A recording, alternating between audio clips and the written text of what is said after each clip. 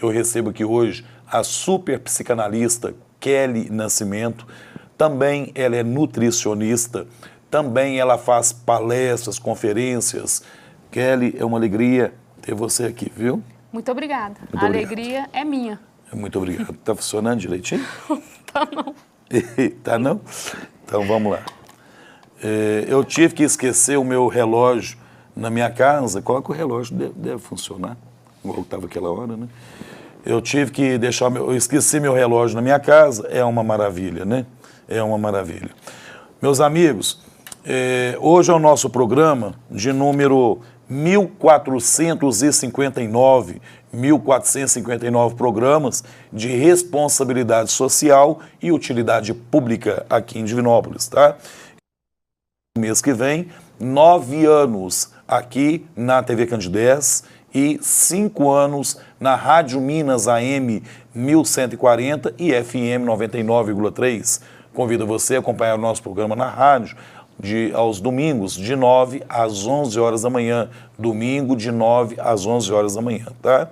Ô Lincoln, coloca para mim, por favor, Ramon Táxi. Tá aí na sua telinha, táxis, carros executivos de 5 e de 7 passageiros. Se você estiver precisando de táxi, basta você ligar lá para o Ramon, 99842-1122.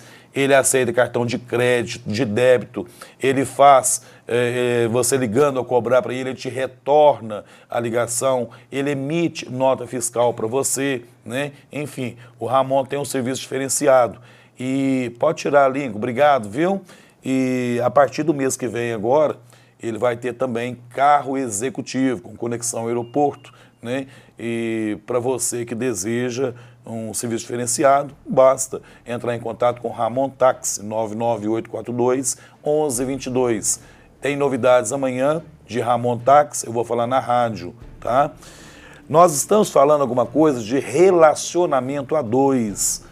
Então aqui a Kelly falou com uma propriedade muito grande na semana passada a respeito de almas gêmeas, se existe ou não. Se você quiser até dar uma palhinha, né? Uhum. E hoje nós vamos adentrar qual o modelo de relacionamento que a gente deve seguir, se é o modelo dos pais. A Kelly vai explicar pra gente. Kelly, é um prazer receber você aqui, viu, minha amiga? Tá? Igualmente. Sempre você está aqui conosco. Prazer é meu estar aqui. Muito obrigado. Um convite. Alma gêmea, existe? Como eu falei semana passada, né, Lute, a questão da alma gêmea é uma coisa assim meio complicada a gente imaginar, por exemplo, que duas pessoas ou duas almas, dois corpos vão se unir e um vai completar o outro formando um ser só. Então, esse modelo de alma gêmea, ela é irreal, porque podemos até completar o outro e o outro nos completar. Mas nós temos uma completude própria nossa. Então, quanto mais inteiros que a gente entra numa relação, melhor e maior a probabilidade dessa relação dar certo, né? Muitas vezes a gente entra num relacionamento com essa falta desse inteiro muito grande, com esse pedaço faltando muito grande. E a partir daí, a gente vê casais se cobrando o tempo inteiro, né? Se cobrando atenção, cobrando sentimentos. Você não me dá atenção, você faz isso, você assim, você é assado. Mas a gente esquece da parte também que a gente tem que fazer, né? Então, a gente vê muitos casais brigando por cobrar mesmo, cobrar atenção, cobrar. Então, quanto mais completo eu entro nessa relação, menos eu vou cobrar, porque eu já estou resolvida. Né? Então, o outro, ele vai me completar, mas assim, de uma forma diferente, de uma forma mais tranquila, né? Porque eu já estou mais ou menos inteira, vamos falar assim. Então, é muito mais fácil a relação dar certo quando acontece isso, né? Mas muitas vezes nós não nos conhecemos, e ainda mais conhecer o outro e tentar entender o outro, que é mais complicado ainda. Boa. Né? Então, em primeiro lugar, eu tenho que me conhecer, eu tenho que me respeitar, eu tenho que me amar Até o auto-perdão também é muito importante. Para me perdoar o outro, eu tenho que me perdoar primeiro. Para me amar o outro, eu tenho que me amar primeiro. Então, em primeiro lugar, não é uma questão de pensar só em mim, de narcisismo, não é isso. A questão é que eu tenho que treinar esses sentimentos comigo primeiro, para depois treinar com o outro. É um treino mesmo, né? Os sentimentos de amor, é um treino que a gente faz todos os dias, com o meu semelhante. Ô, Kelly, deixa eu te perguntar uma coisa. Os relacionamentos antigos que eu falo, mais ou menos de um século atrás, eles tinham uma grande probabilidade de darem certo, né? E hoje os relacionamentos, eles estão durando muito menos, está tendo um índice de separação muito grande, a falência matrimonial, a falência de relacionamento, até de namorado, de noivo, né? O que você atribui esse distanciamento emocional primeiro e, por extensão, físico de outro? O que você atribui? Primeiramente, a gente analisa a sociedade antigamente e a nossa sociedade hoje. Mudou muito? Muito. Pelo âmbito espiritual? Muito. De um extremo foi para o outro, né? Porque antigamente era uma sociedade assim, onde a gente tinha pais autoritários mesmo, a gente apanhava, não é? E o meu pai hoje tinha 250 olhos para me olhar, quando cada um tinha um significado. Se ele olhava para mim assim, por exemplo, ele fechava a cara, era para sair correndo. Isso, era assim mesmo. Só pelo olhar do pai, você já sabia o que você ia ter depois. O que você ia passar depois, você ia entrar em apuros, né? Principalmente quando tinha alguma visita assim, que não podia dar muito na cara, né? Então, era só uma olhada e você sabia o que ia acontecer depois. E aí, às vezes a gente atribui isso a um respeito. Nossa, antigamente os filhos respeitavam muito os pais, hoje não, hoje já não se tem respeito. Mas a gente vê que não é muito por aí também não, porque esse respeito, entre aspas, ele era meio misturado assim com medo mesmo, porque o menino apanhava, né? Era o temor. E hoje não, hoje a gente vê que a nossa sociedade, os pais às vezes têm até medo de conversar com o filho, de impor, às vezes ele pede limite, o pai não dá. Ah, meu filho vai ficar revoltado, ou o que fizeram comigo eu não posso fazer com meu filho, aí você vai totalmente para o outro extremo. E não é dessa forma, né? Nenhum filho vai ficar revoltado porque o pai chegou e colocou limite, ele pede isso. Então, voltando lá, né, no casal, hoje a mulher, ela sai para trabalhar, então ela já é independente, ela não necessita tanto da situação financeira do marido, né? Ela já tem outros caminhos, ela já tem outras saídas também. Então, o casamento meio que virou assim, a gente casa, se não der certo, a gente separa. Mas isso é meio contraditório, então por que casar? Se você já está casando pensando em separar, não é verdade? Então a gente tem que pensar muito nisso, assim, lógico, a facilidade hoje eu considero melhor. Apesar das separações, é melhor, porque a mulher tem liberdade, o homem também tem, não tem muito que aqueles casamentos que duravam aí 40, 50 anos e a mulher é totalmente submissa, o tempo todo a favor do marido, não estou sendo contra, é um fazendo para o outro. Mas assim, antigamente era totalmente submissa, ela só fazia o que o marido achava que fosse certo e tal, e hoje é diferente. Né? Então, a mulher tem esse ponto a favor. Mas não é por aí também, de você, a qualquer obstáculo que você encontrar, a qualquer escorregão que você tropeçar, eu não preciso de passar por isso, não preciso de passar por essa humilhação e vamos separar e pronto, acabou. Não, não é assim também, né? Os problemas não se resolvem dessa forma. Os problemas se resolvem sentando e conversando, dialogando. Apesar de ser complicado, né? A famosa discutir relação, muita gente não gosta. Mas é importante, sim, a gente sentar e a gente colocar os pontos nos is e principalmente saber ouvir. Porque hoje são poucas pessoas que sabem ouvir. A gente sabe falar. O falar, todo mundo quer falar. Mas ouvir o outro, Como entender... diz você, até gritando, né? Até gritando, né? O exemplo da semana passada. É, gente, o exemplo da semana passada foi ótimo. Mas então, a gente tem que Depois começar... você fala para quem não assistiu semana passada, a questão de gritar. A questão do grito é o seguinte, por que que o casal, né, ou independente de ser casal ou não, por que que o casal grita um com o outro? O gritar significa que você está longe dessa pessoa, mesmo estando perto. Às vezes a gente está conversando aqui, se eu for dar um grito com você, ou eu conversar baixinho, você vai escutar, não tem necessidade de eu gritar, né? E o exemplo que eu dei semana passada é o seguinte, quando a gente está passeando, por exemplo, na rua, né? Foi isso que eu falei semana passada. Quando a gente está passeando na rua e tal, então tem um amigo lá que você enxerga ele lá na frente, no meio do povo, né? E que tem muito tempo que você não vê e tal. Aí então o você que você grita tem o que nome fazer? dele. Você vai gritar, porque ele está longe. Ele está longe de você. Então se você não gritar, ele não vai escutar. Mas deixa eu te contar, mas tem relacionamento que a mulher tá do lado do cara e grita com ele, ué. Então, Ou ele porque grita com ela. estão longe um do outro.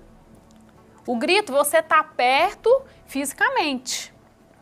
Mas em concordâncias, emocionalmente, em almas mesmo, vocês estão longe, totalmente longe um do outro, totalmente desconectados. Agora, não são todos também, né, Lute? Tem casais aí, exemplo pra gente. Principalmente, às vezes a gente vê casais de idosos aí, que só de um gesto que o outro faz, o outro já sabe o que ele quer. É sintonia. O outro já sabe o que o outro está pensando. Isso aí que você falou é importante, Kelly, porque André Luiz, ele fala pra gente o seguinte, que tem casais que estão deitados na mesma cama fisicamente, mas vibratoriamente estão distanciados séculos e séculos. E o nosso cai propósito exatamente aqui... no que você falou. A condição moral, espiritual, você acredita que ela pode influenciar, beneficiar, interferir em um relacionamento? Com certeza, né, Lute? Porque se você pegar duas pessoas iguais, não tem. Então, geralmente, um é mais esclarecido, um é mais maduro, um é mais ponderado, um é mais educado, um tem mais um sentimento de amor, de equilíbrio, é uma pessoa cadenciada em atitude, mas o outro, às vezes, não é. Então, espiritualmente falando, um está tá com valores diferentes do outro. Isso pode influenciar um relacionamento? Com certeza, pode sim. Mas muitas vezes, né, esse casal também, eles estão ali do lado um do outro, geralmente para ajudar mesmo, né? Todos dois têm defeitos em algum ponto diferente. Então, o ideal é que um ajude o outro nessa fraqueza dele. Agora, quando eles começam a caminhar muito diferente, né, a gente vê que um quer progredir, quer caminhar, quer se espiritualizar, né, vamos falar assim, viver mais tranquilo, e o outro ele não dá muita importância a isso, começa às vezes a ficar um pouco complicado, sim, porque às vezes pensamentos diferentes, muito diferentes, e acaba que locais também, até os locais onde frequenta vão ficando mais difíceis, um passa a não gostar muito mais, né? Então, o interessante é que um acompanhe o outro em tudo.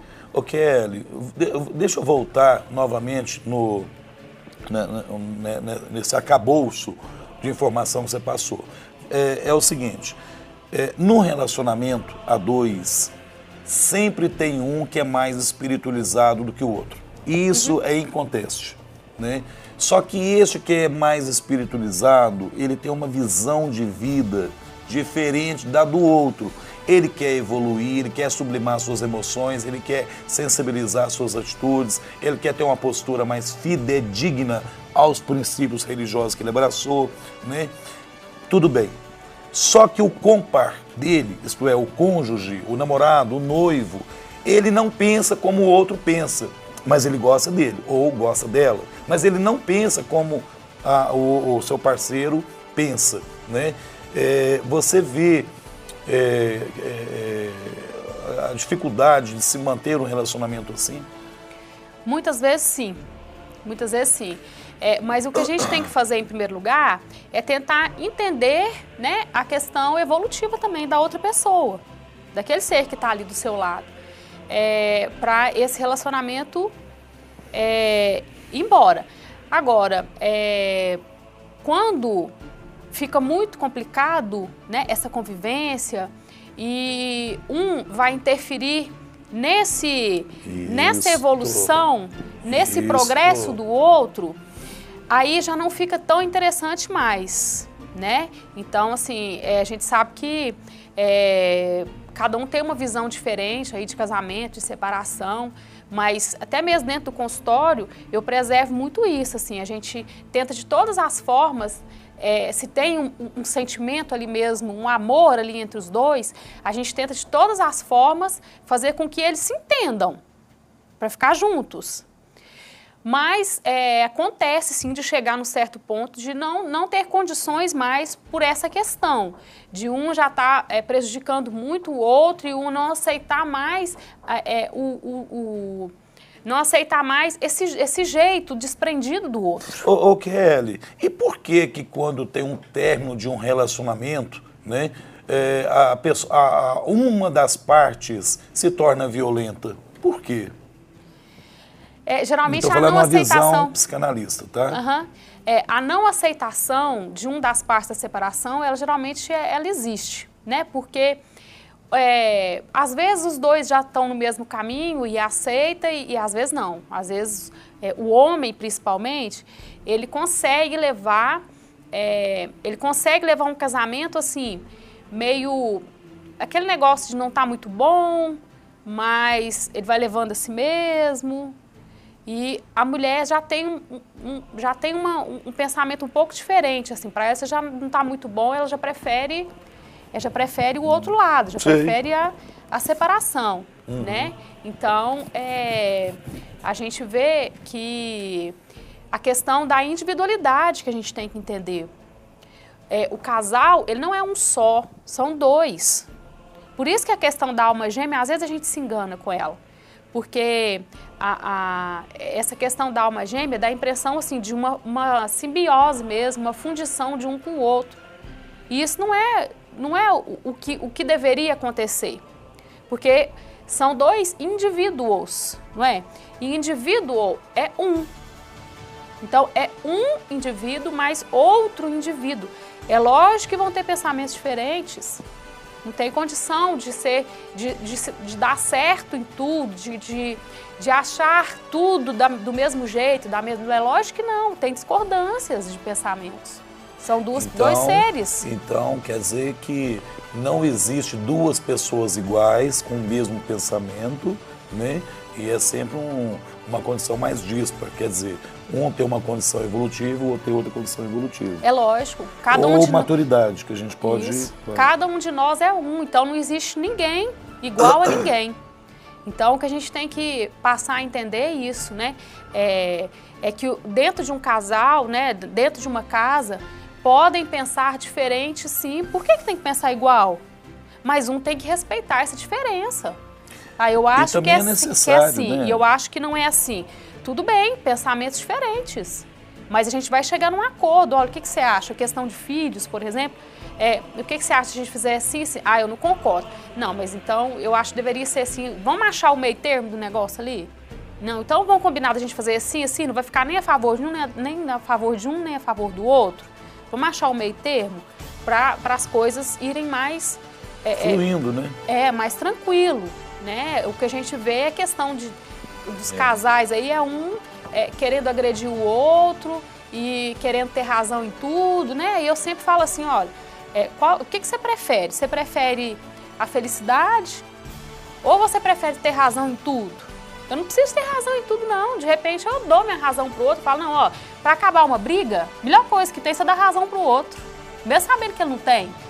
Né? Nós estamos aqui vamos supor, a gente está aqui numa briga danada, aí eu falo assim, ô Lute, não, você tem razão, mesmo não tendo. Não, você tem razão, acho que é isso mesmo. Acabou, o que a pessoa vai falar? Não tem mais briga, ué. Eu te dei a razão, dei razão pra você, né? Então, muitas vezes a gente consegue acabar com a briga ali naquele momento, a discordância, dessa forma. Não, eu te dou razão, é assim mesmo. E depois você volta, com certeza, em outro momento, para poder discutir realmente a realidade ali daquele momento. Porque é o seguinte, se você tirar a sua razão e cedê-la a outrem que não tem, depois você vai ter que voltar, chamar ela, vão bater um papo. Porque você fez para resolver uma situação circunstancial. Momentânea, isso. Momentânea. Porque muitas vezes... Porque senão o problema agrava. Agrava. O problema de vez de resolver às vezes, agrava. E acontece às vezes até tragédias, né, Lute? Que depois não tem como a pessoa voltar atrás mais. Então, às vezes a gente fala assim, nossa, mas que é isso? Fulano foi um monstro de fazer isso, ou fulano foi, né? Mas a gente não sabe. Todos nós, em momentos de raiva, de ódio, a gente faz coisas que a gente se arrepende depois. Né? Então, a gente tem que pensar bastante primeiro e pensar primeiro antes de falar. Porque às vezes a gente fala assim, não, eu falei sem pensar. Na hora me deu uma raiva e eu falei sem pensar.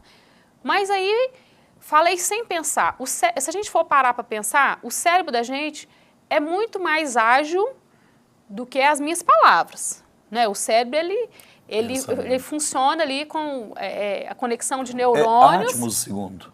Isso. Diz Joana de Ângeles. A gente não tem nem percepção disso, né? Assim, mas a gente sabe que é muito rápido. Então, antes de eu falar alguma coisa, eu já pensei.